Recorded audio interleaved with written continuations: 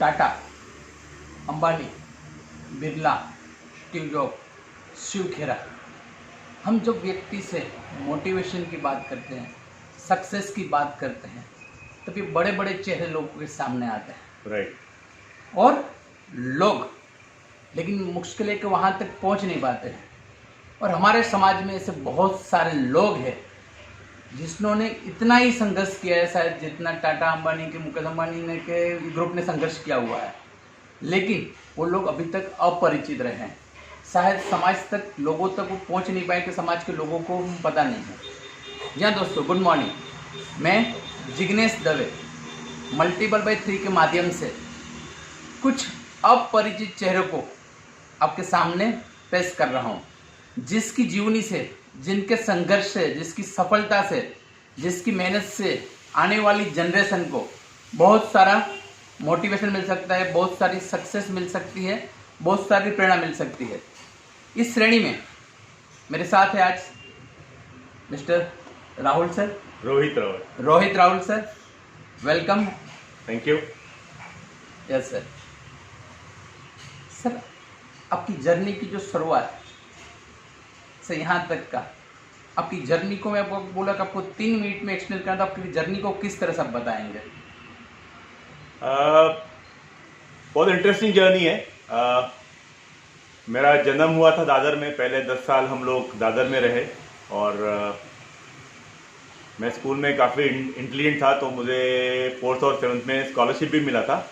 और वो स्कॉलरशिप भी इसलिए मिला था ताकि एक बार मेरी माँ जो है वो टीचर थी और पिताजी वो भी एजुकेशनल फील्ड में ही थे। He was with board of technical education. तो मेरा बड़ा भाई जो है वो एक बार काफ़ी स्टडी कर रहा था, तो मैंने माँ को पूछा इतना स्टडी क्यों कर रहा है? तो बोला वो 7th की स्कॉलरशिप में बैठ रहा है। बोला उससे क्या होगा? बोला वो स्कॉलरशिप में अगर वो मेरिट में आ गया तो उसको पैसे मिलेंगे। मैंने तभी कुछ पता नहीं था, मैं तो बहुत छोटा था, वो 7th में, तो मैं 2nd में था, 5 साल का फ़र्क है। तो मैंने माँ को बोल दिया कि इन्होंने मुझे भी स्कॉलरशिप में बैठा और मुझे पैसा कमाना है। तो पता नहीं, पहले से एक पैसे का एक अट्रैक्शन था। फिर 10 साल के बाद हम लोग मुलुंड शिफ्ट हुए, मुलुंड में बड़े हुए। तभी मुलुंड ऐसा था कि Mulund east was completely dominated by Maharashtrian and waste was dominated by Gujarati and कच्छी। और जब कॉलेज में जब जाने लगे तब एक पता चला कि जो गुजराती लोग हैं या कच्छी लोग हैं वो बहुत अमीर हैं, उनके पास बड़े घर हैं, उनके पास गाड़ियाँ हैं, वो बहुत अच्छे अच्छे कपड़े पहनते हैं। और हमारे मराठी लोग जो है वो ऑर्डिनरी थे। तो मैंने सोचा ऐसा क्यों, इतना फ़र्क क्यों है? और तब ये पता चला कि गुजराती लोगों के पास अपना बिजनेस है और बिजनेस की वजह से उनके पास बहुत पैसा है। और हमारे सारे लोग जॉब ही कर रहे हैं। तो हमारे सारे लोग जॉब क्यों करते हैं? जब ट्रेडिशनल महाराष्ट्रियन फैमिली से हैं, हाँ, जहाँ गुजरात में बोला कि गुजराती, तो आप ट्रेडिशनल महाराष्ट्र फैमिली से कि बिजनेस व्यवसाय में किस तरह से आपने एंट्री किया? हाँ, वही मैं बोल रहा हूँ कि ये सब देख के मुझे पता चला कि नहीं, इन लोग के पास पैसा है इसलिए क्योंकि इनके पास बिजनेस है। तो वहीं पे वो जो बीज बोया गया कि नहीं, कि करना तो अपने को बिजनेस ही है, क्योंकि नौकरी करके या जॉब करके कुछ होने वाला नहीं है। लेकिन हमारे लिए चुनौती ये थी कि माँ और पिताजी दोनों एजुकेशन फील्ड की होने की वजह से, और हम लोग मराठी कम्युनिटी के होने की वजह से, हम लोग तो यही सुन के बड़े हो गए कि धंधा करना अपना काम नहीं है, ये तो सिर्फ गुजराती, मारवाड़ी, सिंधी, पंजाबी लोग कर सकते हैं। लेकिन तभी दिल में ये ठान लिया था, नहीं, चाहे कुछ भी हो जाए, भले पड़े गिरे कुछ भी हो जाए, लेकिन धंधा ही करना है। तो वहीं से ही एक्चुअली इसकी शुरुआत हुई थी। एज ए एंटरप्रेन्योर आप व्यवसाय में आए, आपकी फर्स्ट इनकम क्या थी, या तो किस माध्यम से आपके पास इनकम आई थी? बिजनेस की बात करें? हाँ, बिजनेस कोई भी, आपको जो मतलब आपकी जेब में पहली इनकम आपकी कमाई, जैसे बोलते हैं पसीने की कमाई आती है, लोगों को फर्स्ट इनकम का एक क्रेज होता है कि मेरी फर्स्ट इनकम, थोड़ा लोगों को बताएं। तो मेरी फर्स्ट इनकम है वो, तो एक तो पहले बोला कि स्कूल में पहले इनकम आ गई क्योंकि मुझे 4th और 7th में स्कॉलरशिप मिला था। लेकिन रियल लाइफ में आने के बाद पहली इनकम जो हुई थी वो पहले एक जॉब में हुई थी। एक इंटीरियर डिजाइनर कंपनी में मैं जॉब कर रहा था। तो तभी मेरी 500 रुपये की पहली इनकम आई थी और वो मेरे ख्याल से थी 1985 के अराउंड। यस। और फिर बिजनेस में आने के बाद फिर मैंने जॉब करने के बाद जब पहली बार मैंने एक आर्किटेक्ट का ही ऑफिस का मैंने काम किया था। और तभी वो टाइम मुझे 10,000 की इनकम आई थी, तो शुरुआत वहीं से हुई थी। Very good. मतलब 500 रुपये से लेकर 10,000 तक की आपकी जो गैप है, लोग उसके लिए आज भी तरसते, वहाँ से आपने करियर की शुरुआत की थी। तो मैंने करीब बिल्कुल कम समझो तो 3 साल से कम ही मैंने जॉब किया है, और जो जॉब किया है उसके अंदर मैं एक आर्किटेक्ट है, हम थे हमारे मिस्टर आनंद खंडेपारकर करके। आज 33 इयर्स के बाद भी मैं आज उनको गुरु मानता हूँ, क्योंकि उनके पास जो मैंने सीखा वो मुझे जिंदगी भर काम आ रहा है।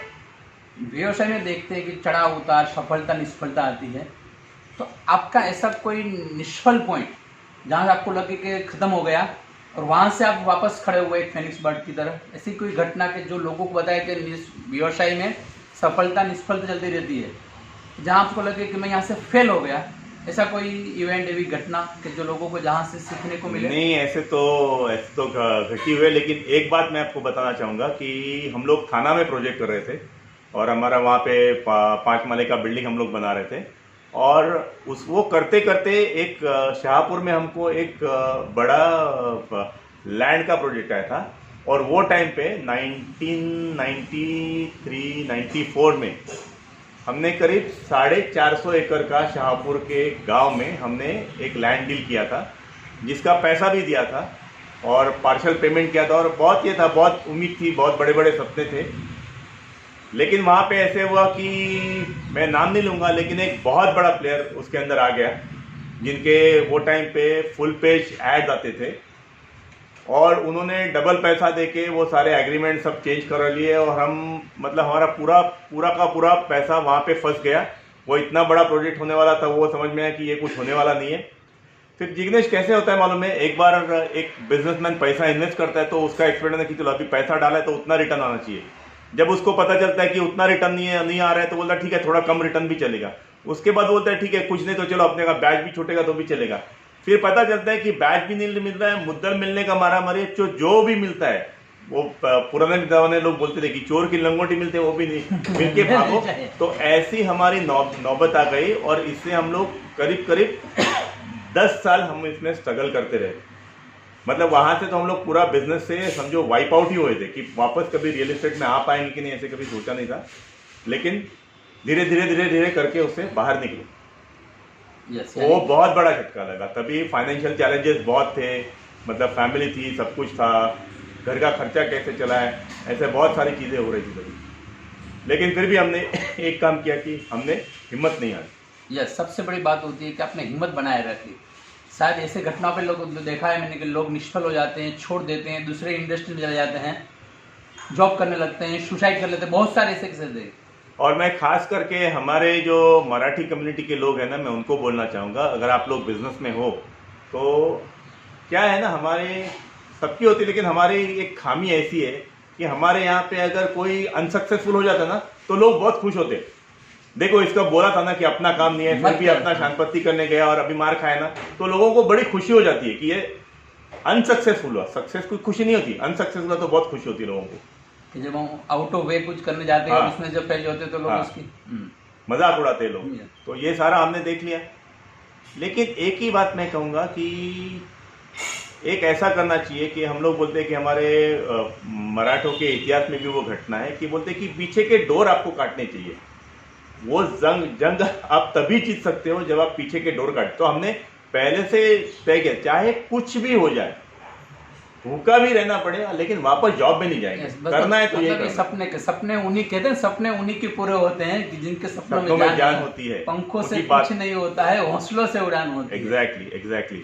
वो अभी एक ये मूवी आई थी मांझी करके, वो उसमें वो कहता है ना, जब तक टूटेगा नहीं तब तक छोड़ेगा नहीं। तो हमारा एटीट्यूड भी वही था और आज भी वही, जब तक टूटेगा नहीं तब तक छोड़ेगा नहीं। लाइफ में ऐसी कोई वाव मोमेंट जिसको बोल सकते कि वाह हम जो चाहे जैसा पा लिया, ऐसी कोई घटना के जो जिसको हम सेलिब्रेट बोल सके कि ना मजा आ गया? ऐसी एक घटना तो है कि ये सब करते करते क्या होता है कि आप जब काम करते रहते हो तो आपके लाइफ में बहुत सारी अपॉर्चुनिटीज आ जाती है। वैसे हमारे लाइफ में भी एक बहुत अच्छी अपॉर्चुनिटी आई। एक यूएस बेस्ड कंपनी का हम लोग ने मार्केटिंग करना चालू किया और उसमें काफ़ी अच्छा सक्सेस मिला। और वो सक्सेस ये लेवल पे मिला कि मतलब एक ऐसे मुकाम पे जब हम पहुंच गए तो हमारा बहुत बड़ा रिकग्निशन हुआ, और वो रिकग्निशन इस तरह हुआ कि जैसे किसी फिल्म स्टार का होता है। हमारे लिए पूरा स्टेज बना, स्टेज के ऊपर सेट बना होता, और हम लोग ने एंट्री भी ऐसे ली, और एंट्री लेके ऐसे 4 स्टेप चढ़ के हम वो प्लेटफॉर्म के ऊपर खड़े हो गए, और सामने 1000 लोग ऑडिटोरियम में आपके लिए। मेरे ख्याल से आप कोई MLM इंडस्ट्रीज की बात कर रहे हैं। यस। तो वो वहाँ पे इतना टेरिफिक रिकग्निशन मिला, और ऐसे लग रहा है कि हम एक्चुअली सेलिब्रिटी बन गए, और उसी से एक्चुअली वो टर्निंग पॉइंट हुआ। और सिर्फ ये बात नहीं है, उससे वो पूरे सिस्टम ने हमने बहुत कुछ सीखा। सर MLM के बारे में जब बात करता हूँ, लोग सुनता हूँ, तो लोग MLM के बारे में कुछ नेगेटिविटी है, कुछ ये कि मैं फंसा हूँ तो फर्स्ट, कुछ लोग ऐसे बोलते, कुछ बोलते कि लाइफ में सही में सक्सेस होना है, कुछ बड़ा हासिल करना है, नाम दाम सब कुछ है तो आपको MLM में जाना चाहिए। तो MLM इंडस्ट्री को आप किस नज़रिए से देखते हैं? नहीं, क्या होता है देखो, और लोगों को किस तरह की सावधानी रखनी चाहिए? या एक तो सबसे पहली बात ये है कि MLM का अगर नाम खराब हुआ है वो इसलिए कि बहुत सारे लोग इसको एक स्कीम की तरह देखते हैं। Yes. बहुत लोग सारे सोचते हैं कि ये गेट रिच क्विक स्कीम है, हम फटाफट अमीर हो जाएंगे। लेकिन देखो, दुनिया में कोई भी ऐसा बिजनेस नहीं है जिसके अंदर बिना मेहनत के पैसा आ जाता है, और जहां कहीं भी बिना मेहनत का पैसा आता है वो कभी टिकता नहीं है। तो सबको ये, मैं इसके बारे में बोला कि MLM हो या कुछ भी, ये एक बिजनेस है। MLM एक सिस्टम है और कुछ नहीं है। आपको ये सोचना चाहिए कि ये सारा चीज़ जो है ना वो हमेशा लॉन्ग टर्म होता है, कि आपका फाउंडेशन कितना स्ट्रांग है, आपका सिस्टम्स और प्रोसेसेस कितना स्ट्रांग है, और आपकी नीयत कितनी अच्छी है। चलो, मुझे पैसा कमाना है, इसके लिए मैं किसी को इसके अंदर फंसाऊं, तो ये तो कभी नहीं चलता। इसलिए क्या है कि मैंने ये इंडस्ट्री में मैंने ऐसे लोगों को मिला है, जिसमें एक आदमी को मैं मिला था, वो नोबेल प्राइज नॉमिनी है, जिनके हाथ से मुझे अवार्ड मिला था। तो वो लेवल के लोग भी हैं। यहाँ पे मैं एक ऐसे शख्स को मिला हूँ कि जिनके खुद के 2 हवाई जहाज हैं। तो लोगों ने सिस्टमेटिकली ग्रो किया, उनका 50 कंट्रीज में उनके ऑफिसेस है। तो लोग इस तरह भी ग्रो हुए हैं, और लोग रास्ते पे भी घूमते हैं। तो मैं हमेशा कहता हूँ कि वो चीज़ से फर्क नहीं पड़ता, उसको कौन कैसे चला रहा है। आपको एक फनी एग्जांपल दूँ? देखो, हमारे बॉलीवुड इंडस्ट्री में कितनी सारी लव स्टोरी आती है, लेकिन मुझे आप बताओ जिग्नेश कि यश चोपड़ा जैसा लव स्टोरी कोई कभी बना सका है? तो उसका टच है ना, वो बहुत मैटर करता है। वैसे आपका किसी भी बिजनेस में आपका टच क्या होगा, आप कौन से प्रिंसिपल पे आगे बढ़ रहे हो, वो फाउंडेशन बहुत इंपॉर्टेंट है। Yes sir. हमारा भी कहा जाता है ह्यूमन साइकोलॉजी कि हम लोग गलत समय पे सही डिसीजन लेते हैं, और सही समय पे गलत डिसीजन लेते हैं। सब डिसीजन लेते मालूम नहीं था राइट है कि रॉन्ग है, लेकिन आपको भी फील हुआ कि ये मेरा डिसीजन है ना, कि मेरा गलत साबित हुआ और ये डिसीजन मेरा सही हुआ। ऐसे 2 डिसीजन में जानना चाहती कि हमारे जो दर्शक है वो भी मालूम पड़ा है कि डिसीजन लेने टाइम पे किस तरह की, ऐसा एक डिसीजन को आपको लगे कि डिसीजन मुझे नहीं लेना था, और एक ऐसा डिसीजन जिसकी वजह से आपकी पूरी लाइफ बदल गई। इसमें तो उससे पहले मेरा थोड़ा सा इसके डिसीजन मेकिंग की तरफ देखने का मेरा नजरिया जो है वो थोड़ा सा अलग है। I completely follow what Ratan Tata से। रतन टाटा जी हमेशा कहते हैं कि मैं लाइफ में कभी भी सही डिसीजन नहीं लेता हूँ, मैं डिसीजन लेता हूँ और उसके बाद में उसको सही करता हूँ। तो आपका डिसीजन सही है या गलत है ये तो काल के ऊपर है, वो तो बाद में क्या होता है। लेकिन जो कुछ भी डिसीजन आपने लिया हुआ है वो लाइफ में आपको उसको सही करना है। अगर पर्सनल बात मैं कहूँ तो मेरी जो वाइफ है उसको मैं मिला था जब मैं 10th में था, वो 9th में थी, और मैंने उसी से शादी की। जब शादी की तो ये पता नहीं था कि ये क्या डिसीजन होने वाला है, लेकिन हमने उसको बहुत अच्छी तरह से कि हमने उसको राइट बना दिया। तो ऐसे होता है कि आपको राइट बनाए। और अगर एक बात कहूँ कि कोई गलत डिसीजन, तो यस, एक डिसीजन दिया था वो थोड़ा सा गलत साबित हुआ, ऐसे आज लगता है। जैसे ये मेरा घर है, ये मेरा बड़ा घर है, लेकिन बोरीवली में मेरा 3 बेडरूम का फ्लैट था और मुझे इससे ही बड़ा ये घर लेना था। तब मैंने वो फ्लैट बेच के जो मेरा ऊपर का जो गैप था उसका मैंने लोन लिया, और वो फ्लैट बेच के मैंने उसका मेजर पोर्शन मैंने बैंक को वापस कर दिया। आज के तारीख में ऐसे लगता है कि इस चीज को 20 साल हुए। वो टाइम पे मैंने वो प्रॉपर्टी बेची थी 16.5 लाख को, और 16.5 लाख मैंने बहुत अच्छी प्राइस तभी ली हाँ, थी। तभी बहुत अच्छी प्राइस। लेकिन आज के तारीख में अगर मैं बात करूं तो वो प्रॉपर्टी की कीमत कम से कम नहीं तो 2 करोड़ रुपए होती। तो मुझे आज लगता है कि यार कुछ भी करके वो प्रॉपर्टी मुझे रिटेन करना चाहिए था। अब क्या सही है क्या गलत से हम उससे हमको लेसन ये लेना है। आज के तारीख में कहा कि रियल इस्टेट को रियल इस्टेट इसलिए बोलते हैं कि वो रियल है, तो कभी भी हो सके ना जो रियल एस्टेट अपने हाथ में ना उसको कभी भी बेचना नहीं चाहिए। ये लाइफ का बहुत बड़ा लेसन मैंने ले लिया। रियल एस्टेट की आपकी जो प्रॉपर्टी, आपको पहली प्रॉपर्टी जो भी, उसको भी नहीं बेचना चाहिए, वो संभाल के रखनी चाहिए। यस यस सर, आप ये करते करते बहुत सारे एंटरप्रेन्योर्स आप टच में आए और लोगों को जोड़ने का काम किया। यस बीओसी, थोड़ा बीओसी के ऊपर प्रकाश डालिए लोगों के बारे में, क्योंकि मार्केट में बहुत सारे नेटवर्क के ग्रुप है, बहुत सारे चल रहे हैं, बहुत सारे बंद हो रहे हैं। क्या मैं थोड़ा सा मेरा बैकग्राउंड बताऊंगा कि 2011 से 14 मैं Saturday club global trust head कर रहा था as an organisation, as a global secretary. तभी मैंने 16 नए चैप्टर लॉन्च किए और बहुत सारा काम किया। लेकिन तभी मुझे पता चला कि ये क्लब में जो एस्टैब्लिश लोग आते हैं वो थोड़ी देर रुक के चले जाते हैं। तो मैंने ये प्रूव किया कि ऐसा क्यों होता है। तो ऐसे पता चला कि जब अच्छे लोग, बड़े लोग आते हैं तो लोग उनके ऊपर झपट पड़ते हैं और अपने को क्या बिजनेस मिलेगा ये देखते हैं, लेकिन इन लोगों को कोई कुछ नहीं मिलता। इसके लिए तभी मैंने सोचा कि जो हायर लेवल के लोग हैं, जो एलिट क्लास के लोग हैं, जिनको ऑलरेडी 5 करोड़ के ऊपर का बिजनेस है, उनके लिए मैं कुछ प्लेटफॉर्म बनाऊं। और यहीं से वो शुरुआत हुई। और बिजनेस अपॉर्चुनिटीज क्लब ये हमारा यूनिक कॉन्सेप्ट है। मार्केट में नॉर्मली रेफरल जनरेशन का काम चलता है, लेकिन हम लोग एक बात स्ट्रांगली बिलीव करते हैं that every next level demand different you. तो आपका माइंडसेट जब तक नहीं बदलता तब तक आप नेक्स्ट लेवल पे नहीं जाते। तो उन लोगों के लिए हमने ये प्लेटफॉर्म लॉन्च किया हुआ है, जिसके अंदर मैं इसका फाउंडर और चेयरमैन हूँ और मेरे दोस्त और मेरे पार्टनर है मिस्टर एग्निल और Rajesh अथाडे। He is a super success story. वो मतलब आज एक रूम के चौल में रहते थे, आज वो बैंटर में 5000 फुट के घर में रहते हैं और 3.25 करोड़ की गाड़ी यूज करते हैं। वो हमारे ग्रुप के चीफ मेंटर है। तो ये अलग ही कॉन्सेप्ट है कि जो लोग ऑलरेडी एस्टेब्लिश है उनको नेक्स्ट लेवल पे जाने के लिए कैसे मदद करें। तो वो वहां पे हम लोग काम करते हैं। सर, जब मैं पढ़ता था ना, हमारे एक शिवानंद झा करके मैं एक डीसीपी को मिला था। हाँ।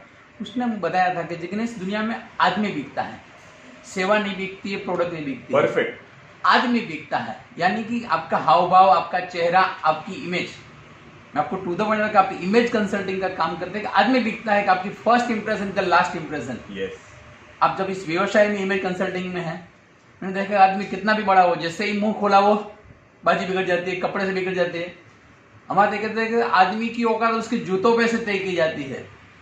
तो इमेज कंसल्टिंग के लिए जो एंटरप्रेन्योर है, स्टार्टअप है, उसको इमेज के लिए आप क्या संदेश देना चाहोगे, या तो क्या उसको केयर करनी चाहिए इमेज ब्रांडिंग के लिए, पर्सनल ब्रांडिंग के लिए? एक तो सिंपल सी बात है कि आप कहीं पे भी जाते हो तो सबसे पहला इंप्रेशन जो है वो आप किस तरह से रहते हो, ना सिर्फ आपके कपड़े हैं, आपका बॉडी पोस्चर है, आप किस तरह से बात करते हो, उसके ऊपर हो जाता है। तो वो बहुत इंपॉर्टेंट है। और मैं इमेज कंसल्टिंग के भी आगे मैं बात करता हूं, उसको मैं कहता हूं पर्सनल ब्रांडिंग। आपका खुद का एक पर्सनल ब्रांड होना चाहिए। एक सिंपल एग्जांपल मैं जिग्नेश, आप मुझे बताइए, आप किसी मॉल में जाते हो, किसी सुपर स्टोर में जाते हो, वहां पे जाने के बाद कौन से प्रोडक्ट जो है वो आपका ध्यान खींच लेते हैं? मैं आपको पूछता हूं, जो प्रोडक्ट का ब्रांड है और जो प्रोडक्ट का पैकेजिंग बहुत अच्छा है। तो देखो, हम लोग जो है वो इन प्रोडक्ट के ऊपर, इन सर्विसेज के ऊपर उनका ब्रांड बनाने के लिए, उनको पैकेज करने के लिए इतना सारा टाइम यानी एनर्जी डालते हैं। But what about the brain behind that? उसके पीछे जो दिमाग है उसको हम लोग ब्रांड नहीं करेंगे तो वैल्यू कैसे मिलेगा? एक छोटी चीज है, दो सिमिलर चीज है, एक चीज 100 रुपए में आती है, दूसरी 500 में आती है, तीसरी 5000 में आती है। तो क्या 100 में और 5000 में जो है वो क्वालिटी में इतना फर्क होता है? क्वालिटी में फर्क होता है, लेकिन ज्यादा फर्क ब्रांड का होता है। आज शर्ट से लेके, पेन से लेके, जूतों से लेके, सॉक्स से लेके, चश्मे से लेके, हर चीज आप ब्रांड की यूज करते हो। हमारी ब्रांड की क्या? तो जब तक हम लोग खुद का ब्रांड नहीं बनाएंगे तब तक हमको मार्केट में वैल्यू नहीं मिलेगी। आप भी चाहते हो कि आपका पर आवर रेट बढ़े, मैं भी चाहता हूं कि मेरा पर आवर रेट बढ़े या पर डे मेरा रेट बढ़े। वो तभी बढ़ेगा जब आपकी ब्रांड वैल्यू हो जाएगी। और मैं पर्सनल एग्जांपल देता हूं। देखो, सैटरडे क्लब में मैं मेंबर भी नहीं था और मुझे बुला के सीधा टॉप मोस्ट पोजीशन पे बिठा दिया। क्यों? क्योंकि मेरी कुछ ब्रांड वैल्यू है। अभी 3 साल पहले ऐसे से history repeats, Indian merchant chambers 112 साल पुराना चेंबर है, India one of the most premium chambers. वहां पे भी मैं मेंबर नहीं था, और वहां पे उन्होंने मुझे बुला के बाय इनविटेशन उन्होंने उनके मोस्ट इंपॉर्टेंट कमिटी जो है इंटरनेशनल बिजनेस उसके ऊपर ले लिया।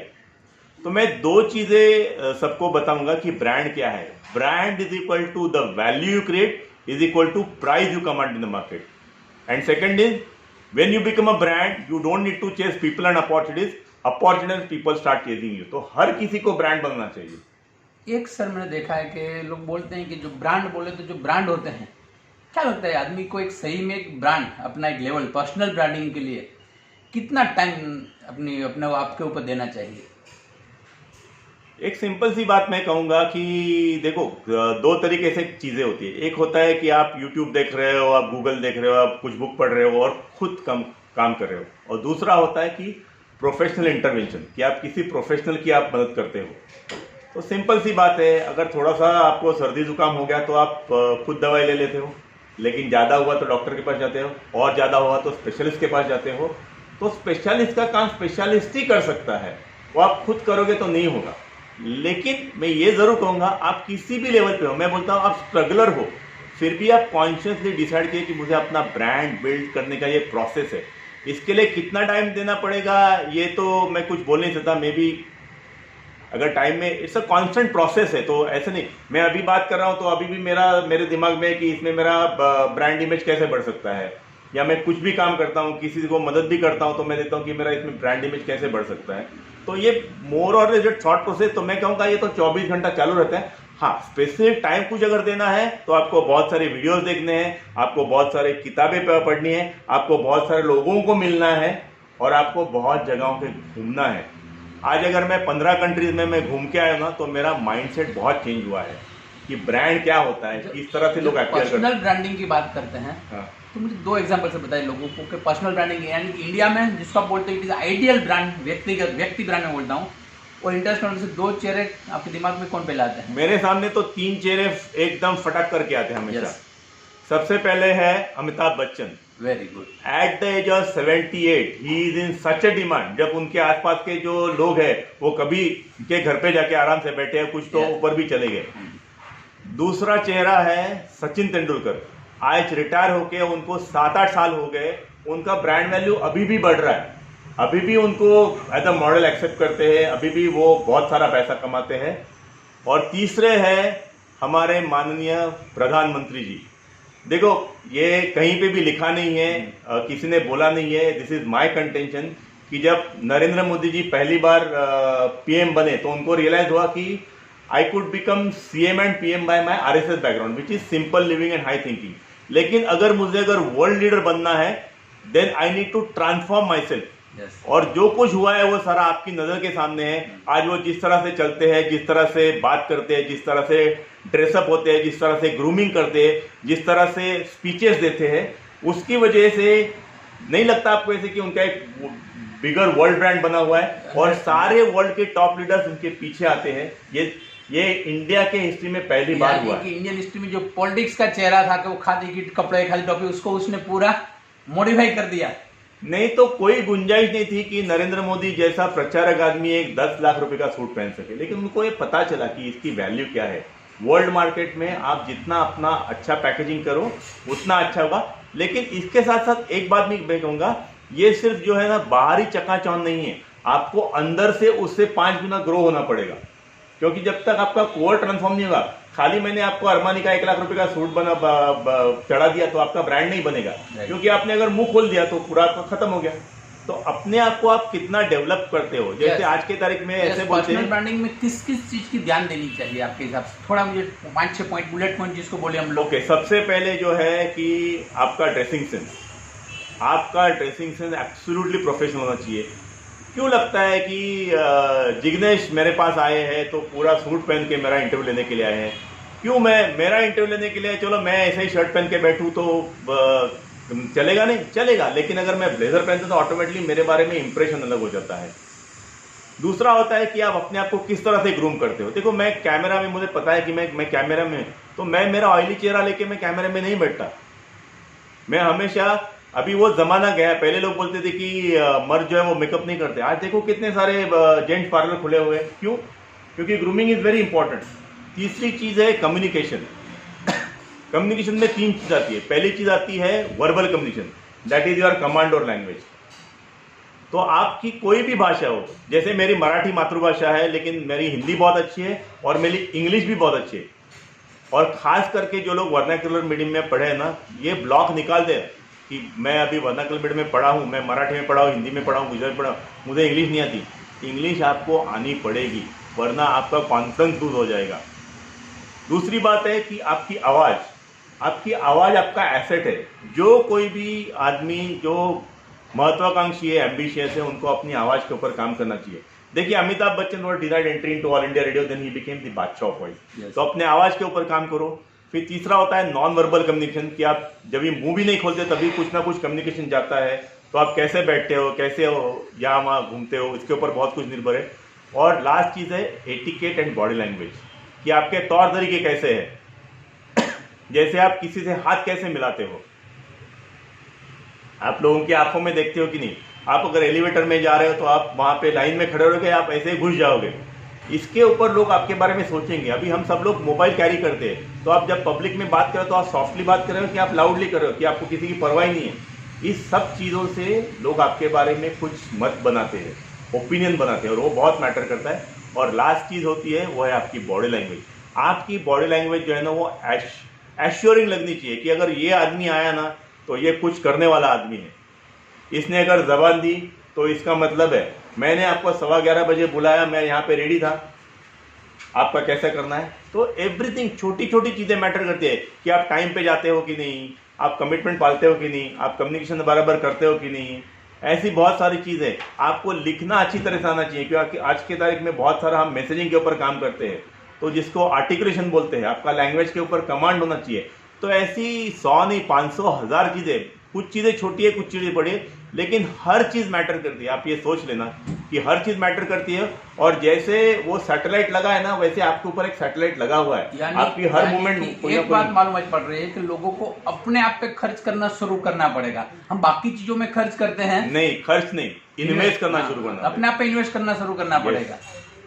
सर, एक मैं देख रहा हूँ कि आजकल ये नया व्यवसाय का नया मॉडल है, बहुत सारी यंग जनरेशन पर्सनल इमेज में, ब्रांड बिल्डिंग में एंटर कर रही है, स्टार्टअप। उनके लिए कुछ पैसे लिए आप, मैं देखा है बॉम्बे जैसे शहर में, पुणे में। मैं तो बोलता हूँ कि पर्सनल ब्रांडिंग का फ्यूचर बहुत ब्राइट है, क्योंकि इसकी तो अभी अभी शुरुआत हुई है।